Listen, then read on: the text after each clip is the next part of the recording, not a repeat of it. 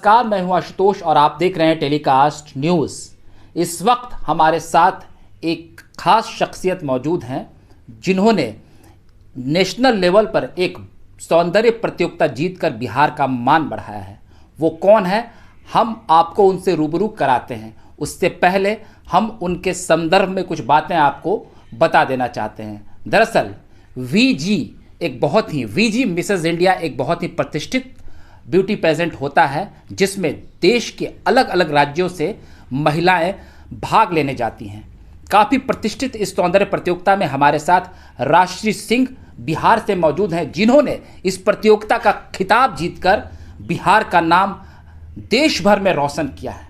आप देख सकते हैं यहाँ पर अलग अलग कैटेगरीज में भी उनको शैस मिला है और वो क्राउन जीतकर पटना आई हैं और ये हमारे लिए फ़ख्र और गर्व की बात है।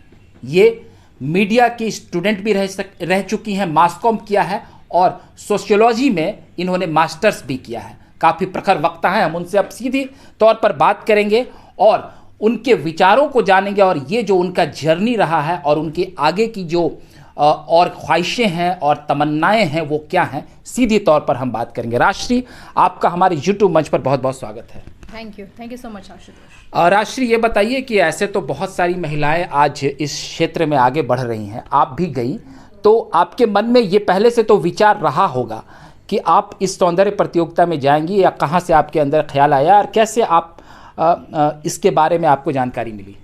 जी आशुतोष, मैं आपको बताना चाहूँगी कि हम लोग सारी महिलाएं जैसे अपना काम ख़त्म करती हैं तो उसके बाद हम अपना फ़ोन उठाते हैं और स्क्रॉल करते हैं। सो ऐसे स्क्रॉल करते हुए मैंने इंस्टाग्राम पे वीजी मिस एंड मिसेस इंडिया दोनों कैटेगरी में इसमें प्रतियोगिता होती है, उसके बारे में मैंने देखा। सो एक्चुअली ये सिर्फ पेजेंट के बारे में नहीं था, ये था वुमेन के ट्रांसफॉर्मेशन के बारे में कि वुमेन जो घर में है, शादी हो गई है, बच्चे हो गए और अब वो एक रोबोटिक सी लाइफ में चली गई हैं, तो वो अपने लिए कुछ अलग सा कुछ और नहीं करती, जनरली टीवी सीरियल्स में लगी रहती हैं। सो मुझे एक चैलेंज सा फील हुआ और एक ऐसी अपॉर्चुनिटी मुझे दिखाई दी कि इसके थ्रू मैं अपने लाइफ को और ज़्यादा लाइवली बना सकती हूँ, कुछ सीखने का भी मुझे मौका मिले, क्योंकि एक बहुत ही नॉर्मल सा लाइफस्टाइल होता है, एक ही तरह की चीज़ें करते रहना। तो मुझे लगा उसको ब्रेक करके बाहर निकले और देखिए कि इसमें आखिर है क्या। सो मैंने रजिस्टर किया उसमें और उसमें एक वेबिनार था हमारा, वो वेबिनार मैंने अटेंड किया और उसके बाद मुझे पता चला कि इसमें पेजेंट भी होता है। तो ये जो वीजी मिसेस इंडिया था, इसमें आपको ऐसा लगा कि टोटली आपको ग्रूमिंग का और सेल्फ ग्रूमिंग का और सेल्फ मोटिवेशन भी आपको मिला? बाद में आपको पता चला कि यहाँ पर एक ब्यूटी पेजेंट्स भी होता है। लेकिन बहरहाल, पहले आपने कभी फैशन के फील्ड में कोई काम किया था या और मॉडलिंग से जुड़ा हुआ किसी तरह का कोई वर्क एक्सपीरियंस? वैसे बहुत ज़्यादा प्रोफेशनल कोई ऐसा वर्क तो मैंने नहीं किया था आशुतोष, लेकिन मुझे इसके पहले बहुत बार क्योंकि ऐसा फिज़ीक या ऐसा चेहरा, इसके कारण मुझे कई बार लोग सजेस्ट करते थे कि तुमको टेलीविज़न पे होना चाहिए। और जैसे कि मैंने बताया कि मैंने जर्नलिज़्म भी किया है। सो जर्नलिज़्म करने के दौरान पे हमें टीवी प्रेजेंस पता चल जाता है कि आपकी आवाज़ कैसी है, आपका टीवी प्रेजेंस कैसा है। तो मुझे कहीं ना कहीं लोगों से मिलता था सुनने के लिए कि आपको जाना चाहिए। सो मैंने सोचा कि अटेम्प्ट करते हैं। आपको लिखने का भी काफ़ी शौक़ रहा है, तो क्या आप न्यूज़ फॉर्मेट में लिखने के अलावा कुछ पोएटिक अंदाज में, कोई शायराना अंदाज में भी कुछ लिखती हैं? जी, मैं एक्चुअली वुमेन इश्यूज़ पे ही मेरा सबसे ज़्यादा राइटअप्स है, जिस पे मैंने प्लेस भी लिखे हैं, मैंने डॉक्यूमेंट्री भी बनाई है और पोइट्री लिखती हूँ, आर्टिकल्स लिखती हूँ, उनसे जुड़े हुए इश्यूज़, जो भी सीरियस इश्यूज़ हैं वुमेन को लेकर, जैसे डाउरी है या ऑनर किलिंग है, इन सब चीज़ों पे जब मैं कुछ भी वर्क कहीं भी देखती थी तो मुझे एक आता था, मेरे अंदर बहुत सारे विचार आने लगते थे, तो मुझे लगता था मुझे भी कुछ कहना चाहिए, मुझे लिखना चाहिए। सो मेरा इंटरेस्ट बढ़ता गया और अब मैं डिफरेंट फॉर्मेट्स में लिखती हूँ। तो आगे आप खुद को क्या मानती हैं? आप एक जर्नलिस्ट ही मानेंगी खुद को, या आप अब एक मॉडल के तौर पर खुद को स्थापित करेंगी? जी देखिए, कोई भी आदमी कोई सिर्फ एक चीज़ नहीं होता। हमारे जैसे मैं एक वुमेन हूँ और मेरे अंदर बहुत सारे एलिमेंट्स हैं। मैं कभी बेटी थी, माँ भी बनी है ना, इतने सारे रिलेशनशिप्स हम निभाते हैं, तो प्रोफेशनली और पर्सनल दोनों लाइफ में हम बहुत कुछ होते हैं। सो जब हमारे पास बहुत सारा एनर्जी है, बहुत सारा 360 डिग्री अगर जानने का, समझने की हमारे में एबिलिटी है, तो क्यों ना हम सारे चीज़ को एक्सप्लोर करें। नहीं, तो फिर भी मैं आपसे ख़ास तौर पर जानना चाहूँगा कि आपको जो एक प्लेटफॉर्म मिला, आप दिल्ली गई, काफ़ी सारी महिलाओं से आपकी मुलाकातें हुई होंगी, क्योंकि इस तरह का जो भी पेजेंट्स होता है वहाँ पे फैशन फील्ड, मॉडलिंग और अलग अलग तरह की विधा के लोग होते हैं। आपने वो माहौल देखा होगा, तो पटना से कितना अलग वो माहौल आपको दिखा और उसने कितना आपको मोटिवेट किया? मुझे ये लगा आशुतोष कि बहुत प्रोग्रेसिव है दुनिया। हम जैसे बिहार में सोचते हैं कि महिलाएं मतलब उनके लिए 3-4 तरह के काम है जिसको बहुत रिस्पेक्टेबल मानते हैं कि आप ऐसे पर्टिकुलर 2-4 जॉब्स हैं, उसमें टीचिंग में चले जाओ, बैंकिंग में चले जाओ, आईएएस बन जाओ, आईपीएस बन जाओ, ये सारी चीज़ें करो, लॉयर बहुत हुआ तो उसमें चले गए। तो बहुत ज़्यादा इससे बाहर स्पेशली फैशन इंडस्ट्री में तो वुमेन को उतना अच्छा मानते भी नहीं है। लेकिन जब मैं वहाँ गई और हमारे डिफरेंट राउंड्स होते हैं वहाँ पे जहाँ पे आपकी पूरी पर्सनालिटी को वो लोग डिस्कवर करते हैं, तो उसमें मैंने देखा कि ठीक है आप बाहर से जैसे दिखते हैं, आपका जो भी आउटलुक है बाहर में, तो वो आप दिखाते हैं कि आप जो भी आपका so you got a wonderful experience of that. Yes totally. लेकिन उसके बाद जब हमारा वो राउंड होता है जिसमें हमें अपना टैलेंट दिखाना होता है, तो महिलाओं को आप पूछे क्या टैलेंट है। So now you feel the women of Bihar they are backward, they are not so progressive. No, women ऐसी नहीं है। विमेन सारी, आप अगर अभी किसी भी वुमेन से पूछे बिहार में कि आपको ब्यूटी पेजेंट में जाना है, आपको रैंप पर वॉक करना है, मुझे लगता है 100% वुमेन कहेंगी यस, उनके अंदर ये अब तो दर्जनों महिलाएं जा रही हैं, पर उससे भी ज़्यादा में कैपेबिलिटी है, उससे भी ज़्यादा महिलाएं हैं जो कि जिनमें अंदर वो डिज़ायर है पर वो नहीं जा रही हैं। मतलब क्यों नहीं जा रही हैं? फैमिली सपोर्ट नहीं कर रहा है, या इस फील्ड की जो अनसर्टेनिटी रहती है, या हम खुलकर बोलें कि यहाँ पर एक जो बोल्ड अंदाज महिलाओं का होता है जिसको समाज एक्सेप्ट नहीं कर पाता है?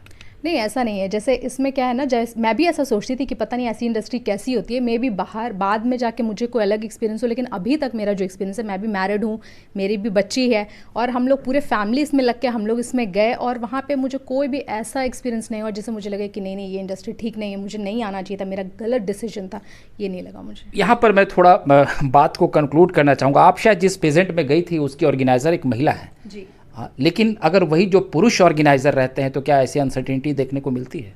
हो सकता है, पर जो हमारी जो डायरेक्टर थी विनीता श्रीवास्तवा, उनके हस्बैंड ही उनके पीछे हैं, जो कि दोनों मिलकर एक टीम की तरह काम करें। जैसे मैं और मेरे हस्बैंड यहाँ से गए, वैसे ही वो डायरेक्टर जो वो भी हस्बैंड वाइफ है। तो ऐसा नहीं है कि जहाँ पे पुरुष हैं वो गड़बड़ ही करेंगे। आप भी पुरुष हैं, आप मेरे साथ बैठे हैं और आप मेरा इंटरव्यू कर रहे हैं, और बहुत ही सादगी से इंटरव्यू चल रहा है हमारा। सो मुझे ऐसे नहीं लगता है कि अच्छे और ख़राब हर किसी में हर जगह हो सकते हैं। सो ये सिर्फ किसी एक जेंडर की बात। तो अब बिहार में जैसे बहुत सारी, मैं भी जानता हूँ ऐसी महिलाओं को, मैंने उनका इंटरव्यू भी किया है, मिला हूँ, मेरे भी बहुत सारे कार्यक्रमों में आना जाना लगा रहता है। तो पटना में जो महिलाएं हैं बाहर जब जाती हैं, दिल्ली में मैंने देखा, अब बिहार की ही बहुत सारी महिलाएं हैं जो बड़े बड़े पेजेंट्स को जीत रही हैं। आपने ऋचा सिंह राजपूत हैं, वो भी दिल्ली में एक पेजेंट करने लगी हैं, गोवा में पेजेंट्स होते हैं, इंटरनेशनली होती है। तो यहाँ की महिलाएं जाती हैं, लेकिन पटना में बड़े पेजेंट्स आज भी जो है वो अपना मुकाम नहीं बना पाए हैं। इसके पीछे क्या उन महिलाओं की भी वजह नहीं है? क्या उनको लगकर यहाँ पर भी उसे बड़ा जो आपका एक्सपीरियंस उसको एक्सप्लोर करने में बाकी लोगों की मदद करनी चाहिए? जी, मैं आपको बताऊं कि विनीता श्रीवास्तवा जो हमारी जो मैम रही हैं, वो खुद बिहार से हैं।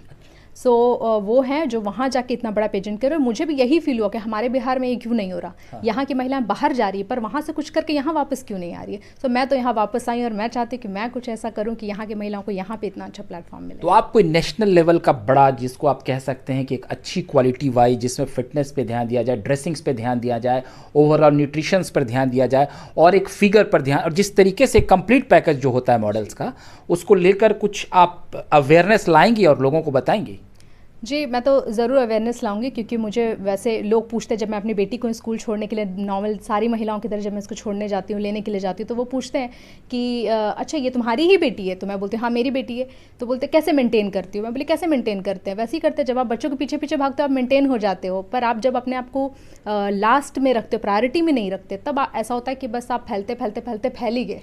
मतलब आपकी फिटनेस का राज केवल बच्चों के पीछे भागना है, या आप अपने प्रॉपर डाइट पर ध्यान देती हैं, या योगा करती हैं, या जिम करती हैं? What's the reason? क्या कैसे आप मेंटेन करती हैं? देखिए, यहाँ पे जहाँ मैं अभी रहती हूँ, यहाँ पे मेरा छोटा सा परिवार है, मेरा हस्बैंड है और मेरी बेटी, हम साथ में रहते हैं।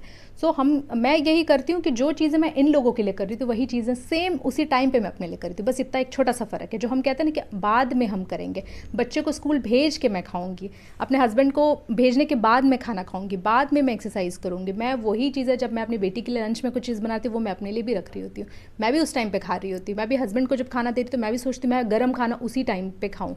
अगर वो उनके लिए मैं कुछ भी विशेष कुछ नहीं होता जो सिर्फ बच्चे के लिए है या सिर्फ हस्बैंड के लिए है, जो आप सबके लिए करते हैं वही आप अपने लिए कीजिए, वही प्रायोरिटी देना है खुद को। अच्छा, एक बात आप और बताइए कि जो आप इस पेजेंट में गई तो आपने क्या खास बातें सीखी जो आपको लगता है कि आपके जीवन में वो चीज़ें बहुत अनमोल थी, आप नहीं जानती थी, या वो आपको नया एक वंडर आपके लिए हाथ लगा? देखिए वैसे तो हमारी बहुत तरह की ट्रेनिंग हुई हमारी ऑनलाइन में, जब हमें बहुत सारी चीज़ें सिखाई गई। लेकिन जब हम ऑफलाइन वहाँ थे 4 दिनों के लिए, तो वहाँ पे सबसे ज़्यादा हमें टाइम का महत्व समझाया गया। टाइम ये कि हमारा पूरा डे 5 बजे सुबह से लेकर रात को 11 या 12 बजे तक हम पैक रहते थे, हमारा पूरा रूटीन सेट होता था। तो उसमें कैसे जब हम अचानक से वहाँ पे सारी महिलाएं जो आई थी, वहाँ पे हस्बैंड नहीं और बच्चे नहीं, तो पूरा वो टाइम अगर हमें खुद के लिए मिल जाए तो हम उसे कैसे यूटिलाइज़ करें, हमारे प्रायोरिटीज़ क्या होंगे, हम अपने ड्रेसअप पे, अपने खाने पे, अपने मेकअप पे, अपने लुक्स पे, अपने फिटनेस पे, हर एक चीज़ पे हम कितना ध्यान दे सकते हैं अगर हम प्रायोरिटाइज़ करें तो। ये बहुत अच्छा, एक शब्द में आप मुझे ये बताइए कि एक मॉडल का मतलब क्या होता है, या खूबसूरती को आप कैसे डिफाइन करेंगे? खूबसूरती मेरे लिए वही है कि जब वो 360 डिग्री एक एंगल है आपका, वो सिर्फ बाहर की चीज़ नहीं, वो अंदर की भी चीज़ है, वो एक बैलेंस की बात है।